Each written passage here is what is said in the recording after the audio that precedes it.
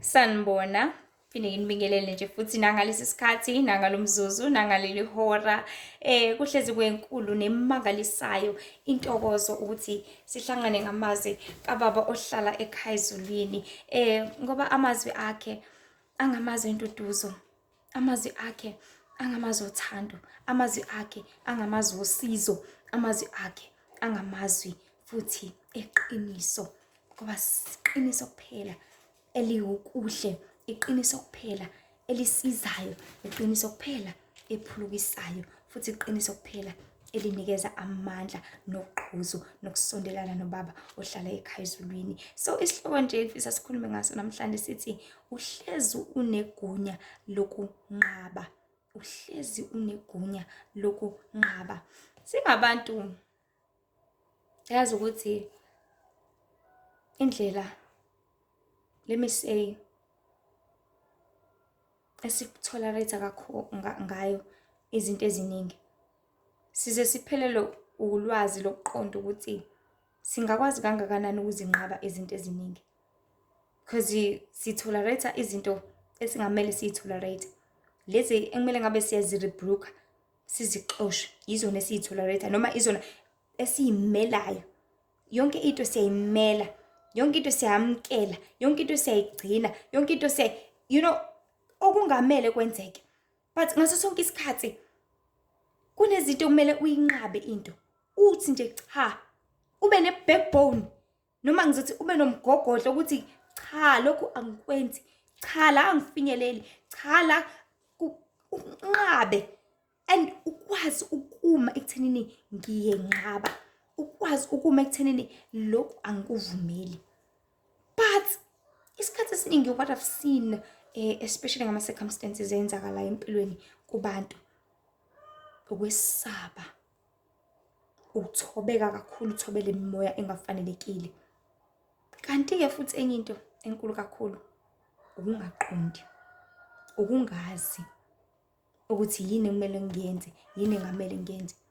And the more ungaqondi, and the more ukwesaba, because uma ungaqondi, unga-understand, uphinde wesabe, these two things, the more they link together, zibound, zibambana kanje, you can never do anything ngokuthanda kwakho. You can never do anything ngokuzivumela wena. You can never do anything with your allowance. Because ukwesaba kuyakubopha, kubopha uqobo lwakho, kukwenza ungabi comfortable, kukwenza ungaphulukiseki, kukwenza let me say kukwenza ungawazi ama-capabilities akho. But ubophe, kuyakubopha kahle kahle. Ukwesaba kuyakubopha. Uba isigqila sithi ngiyasaba, ayingeke. Now you are a slave of fear. Le obukade ungayibalekela, le bukade ungayishendezela, le bukade ungasuka kuyo. Uthi ngiyayisaba inyoka, ngiyasaba mina igundane. Leli gundane omkhulu, cabanga ukuthi umgakanane egundaneni. Igundane mhlawumbe lingana mhlawumbe isandla sami, yes, lesiqondi ngcono lesikhuzi lesi sketchini. Yabo mhlawumbe ngangesandla sami. Ngimgakanani mina? Isandla sami singakanani? Ncane. Lento lengayithatha ngililahlele lapha. But because you fear, uyesaba, ingane nkathi ubopheka. And the more ubopheka, ingane nkathi kungenzeka nanoma yini kuwena. So we live esikhathini lapho khona abantu they do not know ukuthi banegunya kangakanani lokunqaba whatever into abafuna ukuyinqabela, whatever ungafuni ukuvumela, unamandla ukuthi cha kukona, unamandla ukuthi ngeke ngize ngikwenze lokho, unamandla ukuthi lokhu angihlangani nakho, unamandla ukuthi lokhu angeke ngize ngifinyelele kona. You have more power, more strength to say no to this. Because ama-capabilities akho angaphezulu, ama-capabilities akho makhulu ngendlela eyisimanga. Ungakwazi ukuyi-rebuke lento, ungakwazi ukuyinqabela lento, ungakwazi ukuyishendezela lento, ungakwazi ukuyibalekela lento. Because one thing I want to mention, ngesitha siyigwala, siyigwala. The only thing isitha esikwazi ukuyenza kuwena, it is just to try. Let me try him. let me try her. Angimzame ngale ndlela. But sisuke sifuna uyebo nocha wakho. Silindele lezi zinto zoyi2. Yabona mase athola uyebo. Sesiwinile. Because yona into esifunayo le kuwena. Because mathi yebo kusona, that is when immediately uthi cha kuNkulunkulu. Because these are two kings. These are two kingdoms. This is the kingdom of darkness, kingdom of light. Mengabe uvumela kingdom of darkness, definitely you are saying no with kingdom of light. Because ebumnyameni, mengabe ukhanyisa ugesi, that is when uthi no to ubumnyama. Ekhanyeni, mengabe uvala, uthi wenza kube mnyama. Ngingathi ngivala ngalesikhathi la. Ngithi kube mnyama ngithi angiveli mina. That is minutes ngithi no to me. That is when ngivala uqobo lwami. Ngivala the light. Ngithi yes to the darkness. Siphila in a world la khona abantu bengazazi ukuthi banamandla kangakanani ukuzinqabela zonke izinto ezikhona lapha emhlabeni. Banamandla kangakanani ongakuvumeli konke isitha esibahohekisa ngakho sibasondeze kukho. And ngaleso sikhathi isitha masenza kanjalo, you have the right to say no. But ukungazi nokungaqondi ikona okwenza abantu bazibukele phansi kangaka. Ikona okwenza abantu balahleke kakhulu kangaka. Because abazi futhi abaqondi balahlekile kakhulu ngento lesimanga. We live in times lapha khona emhlabeni abantu they're so down. Isitha sisibacindeze sabasekumpiti because abazazi banamandla kangakanani. Abazazi ukuthi bengathi cha kakhulu kangakanani and ucha wabo ungasound so loud in such a way that ungabusa ushise yonke into. So imimoya yonke khona lapha emhlabeni kungengoba ibusa kodwa ihlezi idinga uyebo wakho. Kungeyona yonke into nangazo zonke izinto. Yikho uJesu waze wathi konke ningakunqoba ngoyebo yebo noma ngochabo chabo. So imimoya idinga uyebo wakho kuyona yonke into nangazo zonke izinto. It just wants you to say yes. Just say yes. Just say yes. And izobe sikwazi ukuthi kubuse kamnandi kanjalo. Izobe sikwazi ukuthi yenze into kamnandi kanjalo. But you just say yes. Uze ubone ukuthi lokhu uyiqiniso kangakanani. Ubuka ama situations lapho khona when it comes to lento le bullying esikoleni. Lapho umuntu ujwayele ukuxhaphaza omunye umuntu, whether ibullying emsebenzini, iboss yakho, whether ibullying esikoleni, umntwana thizeni, whether ibullying anyway, la ungahlangana khona nabantu, wena ngoba uphansi, wena kunomoya ophansi, wena ngoba ulalela konke, utholeletha konke, ukwenza konke in the name of whatsoever. Wena ngoba uphansi ke in such that in that kind of level. Bese ke uyaqala ke uyaxhaphazeka ke. So look at those situations where a bully esikoleni. Number one, lezo ingane lezo. One thing I've learned and studied ukuthi lezo ingane zisuke zamagwala. Yabo lezo amabully. Yena lo suke ephethe impela, uyena gwala lokuqala lokugcina. Uyena osaba kakhulu. Because ukwazi ukubhulisha wena mntwana. Akubhulishe wena. Nawe. Kodwa mase kuthiwa qhamuka uthisha, ubaleka kuqala. Because uyazi ukuthi uthisha unamandla ukuthi amrebuke kanje. Wena, sibani. Yeke ezinye ingane. If ngampela benamandla negqozo, why pho nothisha ngakwazi ukuthi amenze the same thing? Why angammeli pho uthisha?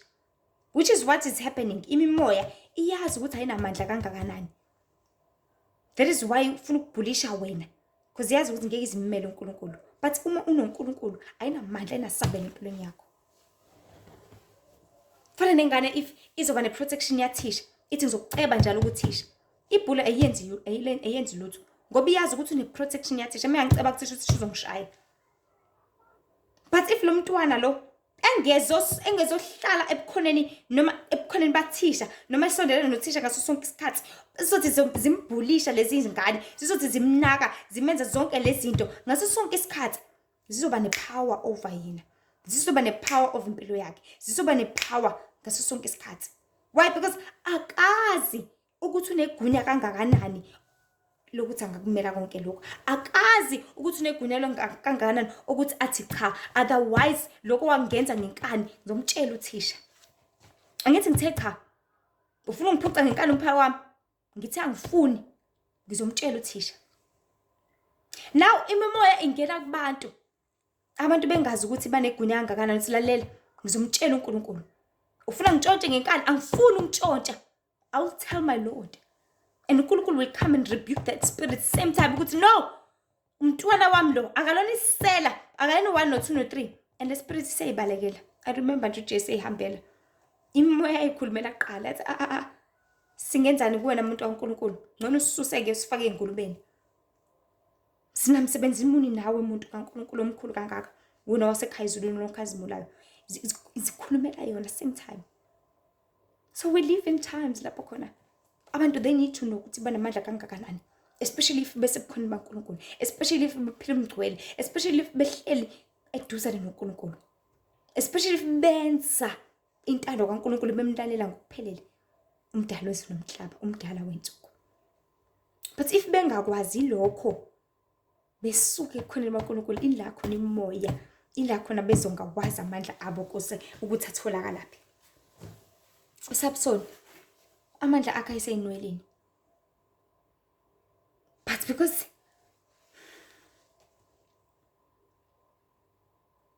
wanikela ngakho konke, wanikela ngamandla akhe, wanikeza isitha ukuthi siwachoboze, ukuthi sinqume lezo zinwele. That is when amandla akhe aphela kanjalo. But singabantu bakaNkulunkulu, we need to know ukuthi amandla ethu atholakala kuNkulunkulu.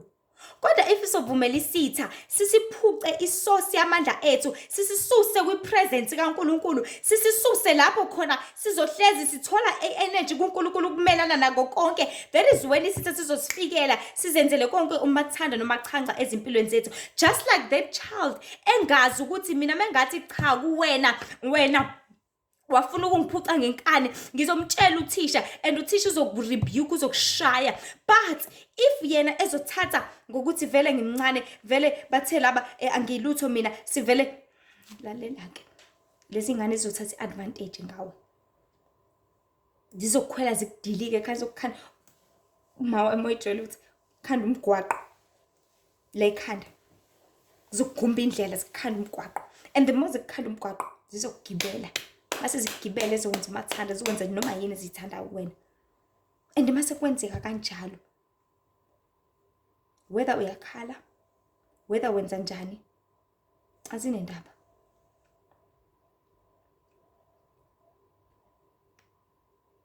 Because when into yaziyo, you just know how to cry, just know khala nje kuphela uyivalele lapho. Why ungahambi yo reporter kanti? That is what is happening with many people njengamanje. They do not want to report to uNkulunkulu because ngibhekana nenkinga yo 1 no 2 no 3. They just want to cry their problems. Bazikhalele futhi kubantu abangeke baze babasize ngalutho.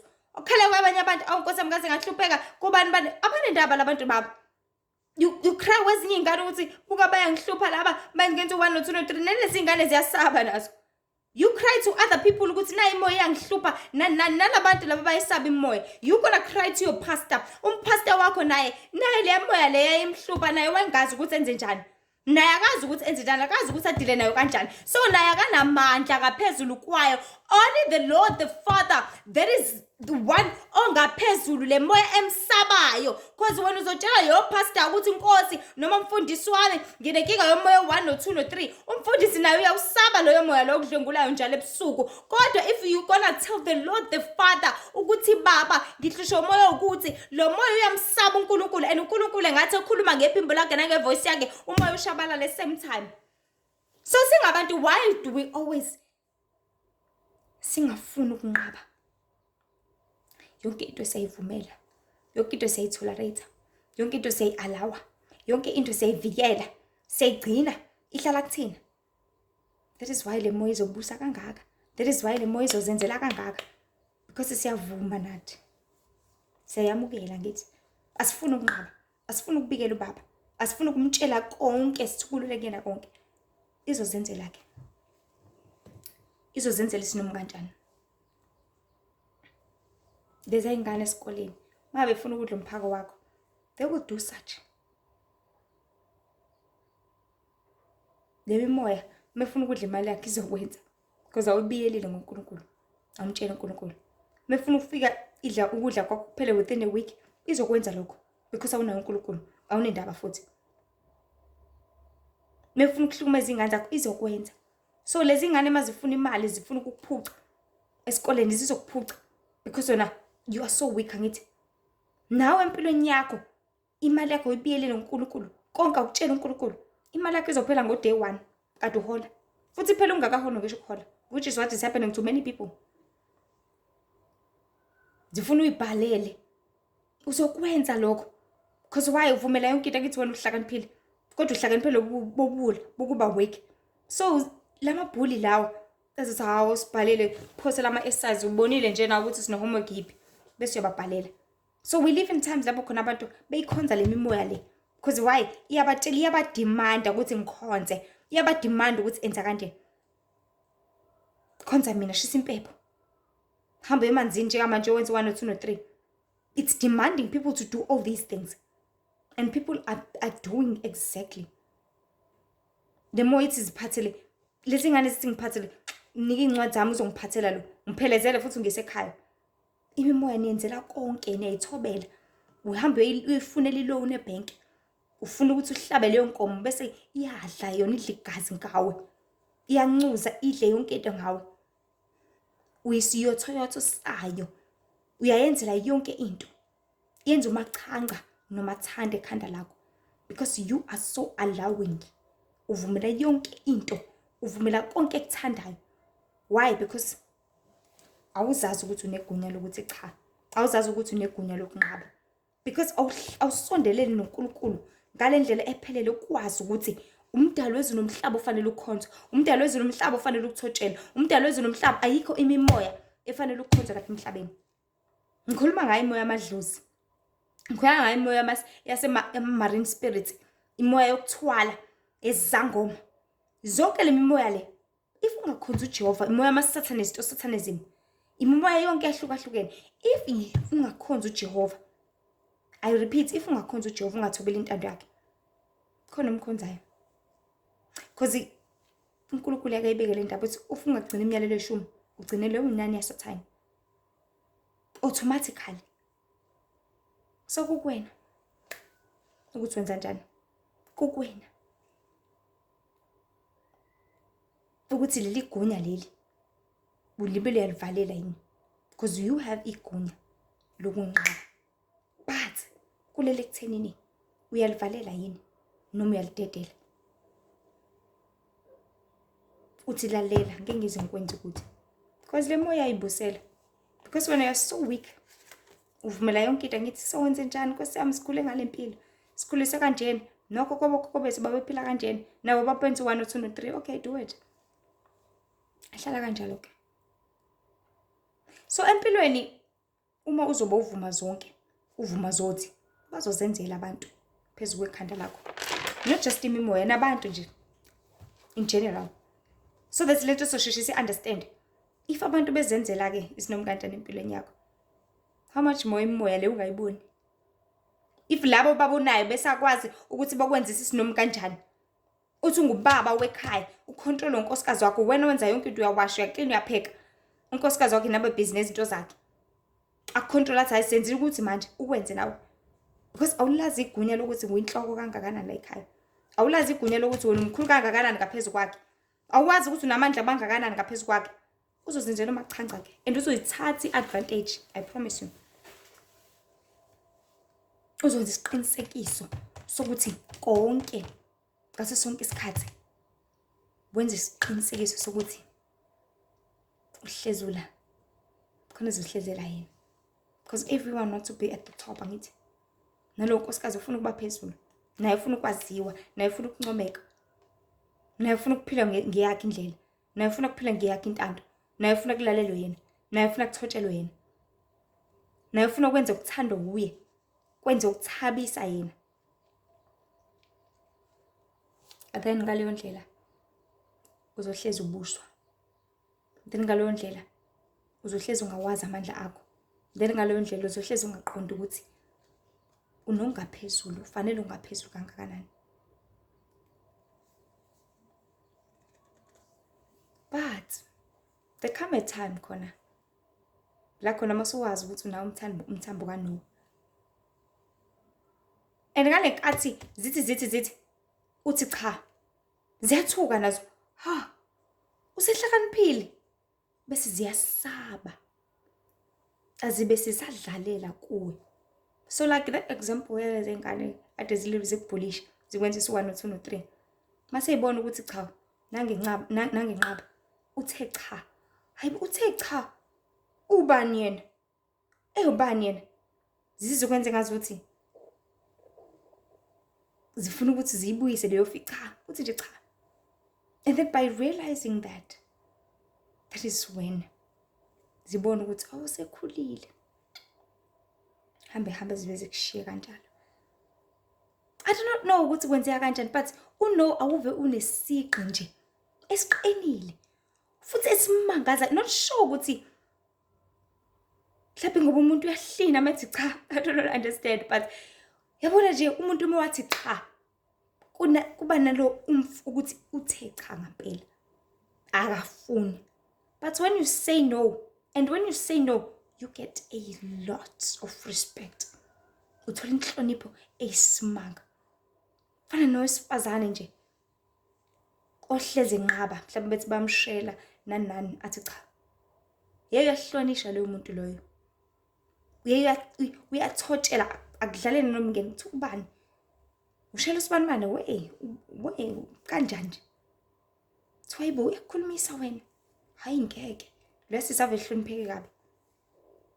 Ngeke nje wow, ngeke khohlwa lapha. Ke uzulunge bra wami.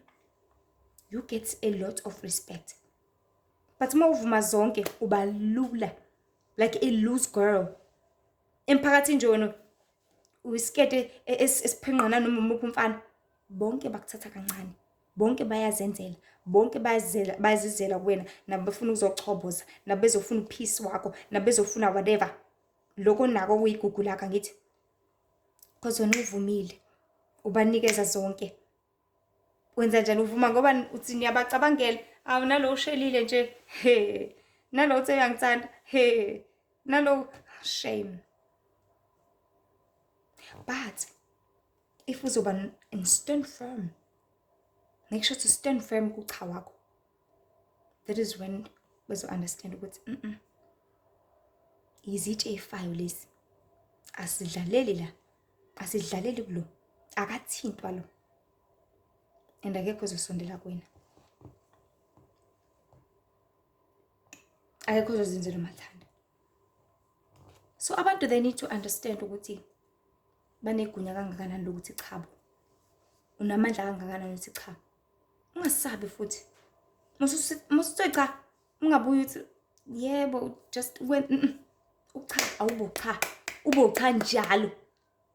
Panoma uzoba ucha enganeni, ingane mayithi ufuna ukuthi mama uthi cha, iyazi ukuthi uma akabhedela, iyazi ukuthi uma akathinto, iyazi ukuthi uma ngiyamsaba, and iyasaba ngempela because uma uthe cha noma engayishayanga ngokuthi nje uthe cha, ufuna indana cha esikole, amashifts awesikole, iyazi ukuthi ithi noma wabuka icabanga kwantshonto ibuye icabanga ukuthi because you've stood firm to what's important. So same as this thing yamadlozi ke abantu baNkulunkulu, these spirits they need you to say yes first. Ngiyakuthembisa, bengakuginqa ngezimoto, bengakushaya ngamathumbu, bengakugulisa, bengenza noma yini, bengabulala ingane zakho, bashise zonke into zakho, but yazi benza zonke lezi zinto balindwe yes nje kuphela because usungakavumi. You know, with many abantu abathwasile abayizangoma nani iyodwa into abazokutshela yona, bathi lezi zinto lezi zangilandela, athi umuntu ngalala namaxoxo awu-7 endlini for 2 months, kulibele kuthiwa vuma. Athi umuntu kagingana nemoto 10 times, kulindwe yes. Kulindwe uthi yebo ngiyavuma ngiyalamukela idlozi. Yebo ngiyavuma ngiyakwamukela ukuthi. Kulindwe lokho nje qha. But if ungakwenzi, that is when beqhubeka bezama. Lethi fana nesituation la khona kuzoqhamuka abathumbi. Mhlawumbe azothumba umntwana thizeni. Befuna imali yelamsamo kumzali. Uma befuna leyo mali, beyifuna ngempela. Kusobala ukuthi kumele umntwana bamgcine ephila. They cannot kill umntwana, otherwise uma bembulala bazoyithola laphi imali? That's the question. Bazoyithatha laphi imali? Because the only way for them to get the money, it is by keeping this child alive, angithi? Because umzali uzotrader ngemali khona ezothola umntwana wakhe back, angithi? So ukuze bayithole ngempela le mali ngoba bayifuna, kuzomela bamgcine ephila umntwana. So if besabisa ukuthi bazombulala, bayasabisa nje kuphela. Ngeke bazombulala. Mengase batshela ukuthi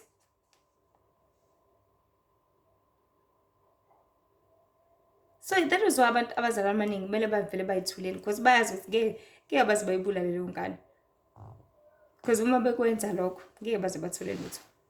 Futhi yazi ukuthi kuma situations amaningi uthola ukuthi laba bantu uma ubotshela ukuthi hayi noma ngayibulala leyo ngane vela sinendaba nayo la ekhaya, bavele baphelele ushadini nethemba ngoba bebona ukuthi ayilona igugu, bebona ukuthi vela ayikho into esingayenza, bebona ukuthi vela azozuza lutho, bebona ukuthi vele awunendaba kangakanani, ngeke baze bathole lutho, bayidedele. Kusizana ukuyibulala, kusizana futhi ukuyigcina, kusiza akusizi ngalutho. They just let it go. It's all about getting to understand ukuthi labantu basuke besaba kangakanani, basuke bezama kangakanani. But when you say no, uthi cha angeke uze kwenzeke lokho, that is when they will understand ukuthi abanalo kangakanani igunya, but wena obenegunya lokuthi cha. That is when they understand ukuthi leya fear akade beyitshala kuwena, lokho kwesaba akade bekutshala kuwena akusebenzanga. Ngoba wena ubenamandla ukuthi uthi cha. Ubenamandla ukuthi ungavumeli nanoma yini ukuthi bazenzele, bazitanasele phezu kwakhe ingqondo, phezu kwakhe impilo, phezu kwakho umzimba. So we live in times whereby people, they do not know ukuthi banegunya kangakanani lokuthi qhabo. Abazi ukuthi banegunya kangakanani lokuthi yonke into abangayifuni bayinqabele, yonke into abangayidingi bangayivumeli, yonke into ebahlukumezayo bayibalekele, yonke into abangayifuni bathi cha. If into ongayifuna uyifuna, ikuhlukumeza yakuhlukumeza, ikuthwalisa kanzima, stand firm and say no. Ima uqine, isibindi, uthi cha. Ngeke kuze kube njalo, ngeke kuze kwenzeke lokho. Because ukwesaba kusuke kuzama kuphela. Ukuyila usathane esebenza khona-ke. Usuke esebenza ngokwesaba nje kuphela. Usuke esebenza ngokuthi akufakele lokuthuthumela ngaleso sikhathi. And then wakufakele lokuthuthumela, usuke ezama ukubopha. Khona ungeke uzulazi igunya, ungeke uzwazi ukuthi mina ngisondele kuJesu kangakanani, uJesu uzongisindisa, uJesu ngegama lakhe ngizokungqoba konke, uJesu ngamandla akhe ngizosindiswa, uJesu ngaye uqobo uzobaleka zonke lezi zinto. Uthi lalelani, mina ngoJesu angizobuswa imoya la. NgoJesu angeke ngize ngizwe ngani. Manje abantu baye bathande futhi benze kakhulu imizimba yabo ibe yigugu, which is where the most problem comes. The more wenza umzimba wakho ube yigugu okudlula umphefumulo wakho, ngaleyo ndlela, that is when isitha sithola indawo nentuba. Ngoba ngithi awusazi ukuthi umphefumulo ubalekile ukudlula umzimba. Usuwazi ukuthi umzimba nje ubalekile, kumele uthole yonke into oyidingayo.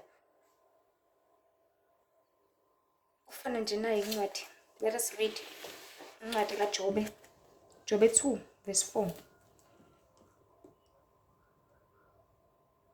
So before nje sifunde le ncwadi, let me just narrate this story. La uNkulunkulu ukhuluma une-meeting noSathane. And that's uNkulunkulu. Ngiyambona kodwa uJob ukuthi uthembekile kangakanani. Buka muhle kangakanani. Buka ulungile kangakanani. Athi really? Ngampela. Ubani yena? uJobe. Okay. Aqale uSathane. Amvivinye. Efuna ukubona ukuthi ngampela uthembekile kangakanani uNkulunkulu. Efuna ukubona ukuthi ngampela uyilento uNkulunkulu akayishoyo ngaye. Wamphuca yonke into. Wamphuca konke. Wamphuca abantwana bakhe ebathanda. Wamphuca imfuyo yakhe yonke eyithanda. Wamphuca insimi yakhe konke ekuthanda. Wase waqala ke. Wathi uSathane, wathi uNkulunkulu uyabona ukuthi yambo ukuthi usathembeke kangakanani. And then uSathane wathi okay. Ake sizame one more plan. Usefika manje usefuna ukuzama iplan yokuthi azamazamise umzimba lo ohlezi uyigugu kubantu. Azamazamise wona ngoba uyazi ukuthi mhlawumbe wachoboza wona umuntu uzokwesaba aqhele kuNkulunkulu asabe ukufa aze akhethe ukubalekela noNkulunkulu. Aze akhethe ukushendezela, akhethe ukusuka ebukhoneni baNkulunkulu ngenxa yokwesaba lo fiyele encane implantwa isitha. So, lithi izwi verse 4. uSathane waphendula uJehova wathi, isikhumba ngesikhumba. Yebo, konke umuntu anakho uyakunika ngokuphila kwakhe. uSathane wathi okay. Ngiyazi ukuthi umuntu engadela yonke into for ukuphila kwakhe. Ngiyazini-ke. Ake ngiyoqala shone kuyena. Umshanga amathumbu. Thumbu lilodwa libhlungu ngendlela esimanga. Imagine uzoba nethumbu la emehlweni phezu kwamehlo. Ube nethumbu la. Ube nethumbu la. Ube nethumbu phansi kwenyawo. Ube nethumbu ekhaleni phakathi. Endlebeni phakathi. Umshanga amathumbu umzimba wonke. Enzela ukuthi athi uJobe ayingeke. Ake ngihambe ngesibhedlela. Omunye uNkulunkulu isibhedlela. Ake ngithuke uNkulunkulu because waphindwa hleba futhi ehleba ngonkosikazi wakhe athi thuka lo uNkulunkulu wakho ufe. Ezama indlela ukuthi umuntu abe nefear esabe khona ezonqaba inkazimulo kaNkulunkulu, ezonqaba uNkulunkulu ebese ekhothamela yena noma asuke uNkulunkulu. Athi uJobe stood firm wenqaba wathi ngeke. Ngiyamazi mina ngimkhonzayo. Ngiyamazi mina uNkulunkulu wami. Ngiyamazi. Noma ngenzakalani kunalokho uJobe wakhala. uNkulunkulu wathi Nkosi kwenzakalani? Ngobuyela kuyena kunjalo uNkulunkulu. Enjalo eseyinhlungwini enjalo ekhale kunjalo. Kodwa Nkosi kwenzakalani? So siphila isikhathi lapho khona isitha sibona indlela imizimba abantu eyigugu ngakhona. Umzimba wakho uyigugu ngithi. Amehla akhe ayigugu wena. Mawangabona nje kahle usiya kudokotela wama-specs, optometrist. Usuya komunye uNkulunkulu. Mawaphathwa ikhanda nje wena usuyophuza igrandpa. Usuya komunye uNkulunkulu. That is why isitha nemimoya yonke ichoboza abantu ngokuthi baginqike imuntu. Bese yakusabisa ithi yabonani? Ngizophinda ngiginqe futhi ukugcina sengizokubulala ke manje. Sifuna ukuthi usabe ukuthi yazi ngizofa ngampela ebese uyavuma. Because isokutshela into eyodwa vuma khona singesibulala. Fana naleyo labathumbi laba. Bese sinikeze le mali khona sokunikeza umntwana wakho. Vuma qala. Sifuna ukuthi uvume, uthambe ushone phansi. Ungazi ukuthi unegunya lokwenqaba. Ungazi ukuthi unamandla okwenqaba. Ungazi ukuthi unamandla ukuthi usuke kona konke lokho. Ungazi ukuthi unemandla ukuthi uthi cha. Sifuna ukususela lelo gunya lelo oliphiwe uNkulunkulu uthi ngawe Nkosi ngeke. So the more ungenandaba nomphefumulo wakho, unendaba nenyama yakho. Wena ngaso sonke isikhathi into ezenayeke le nyama ukuthi awungeke mina sengigule kangaka sengenze ku1 no2 no3 ngeke. Akekho uNkulunkulu ngeke. And then basusukile waqhela lapho. Bese sesiwinileke. uSathane wayengawina lapha. Ukuba uJobe ngampela umthuka uNkulunkulu. Wayengawini. and ngokuwina kwakhe sekuphelile. So isitha sihlezi sizama ngaso sonke isikhathi. So lapha isitha sithola intuba ngokubona indlela oyigugu ngayo umzimba womuntu. Ebese siyazi ukuthi uma singathinta wona sizothola nanoma yini esiyifunayo, which is why abaningi uma umuntu waqala wagula aze aye kwabanye uNkulunkulu. So isitha sibachoboza sibathinte imizimba yabo just kancane ukuze umdele umshiye uNkulunkulu. Azathi umuntu sengigula iminyaka emingaka mina. Kade ngangikhuleka, kade ngangizila, kade ngangizama angisindiswa. Kade ngaku1 no 2 no 3 akwenze kulutho. Ayikho lento. Sifuna lokho nje kuphela.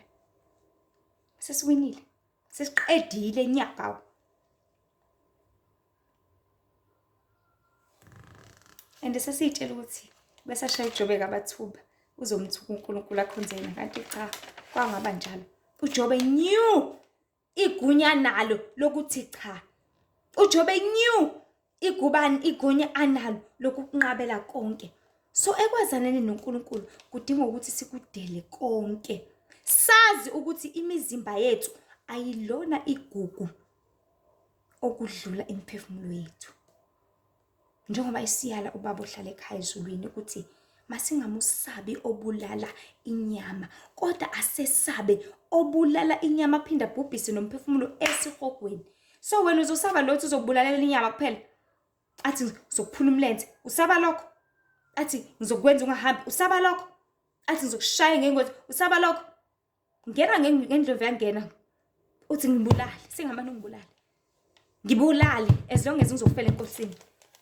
Fana noShadrach noMeshach noAbednego. Bathi ke noma usungasibulala ke inkosi, kodwa ngeke sikukhuthamele. So ngena lapha emlilweni noma usungasifaka kunenkinga. Kodwa kuyosala kwazeka ukuthi thina sizokhonza abanye uNkulunkulu ngaphandle kwaJehova uMenzi nomhlaba. Sungakwenza okwenzayo. Asinendaba. Okusala yasoze sakukhonza igunya lelo lokwenqaba. And ukwenqaba kwabo bethi no to leya nkosi leyo Nebuchadnezzar. Ikona okwenza uJesu wangena nabo emlilweni. Athi hayibo ngifaka abantu abathathu lapha kwaze kwona nomuntu osilisa manje, so umuntu osine manje kwenzakalani? Why? Because uNkulunkulu usuke ufuna ukuthi stand firm and say no to isitha, because these two kingdoms amelene. Kuba kuwena ukuthi uvumela yipi, unqabele yipi. Yes, siyalahleka singabantu. Sigcina sesimvumelile uSathane ngendlela eyisimanga, ngendlela embi futhi.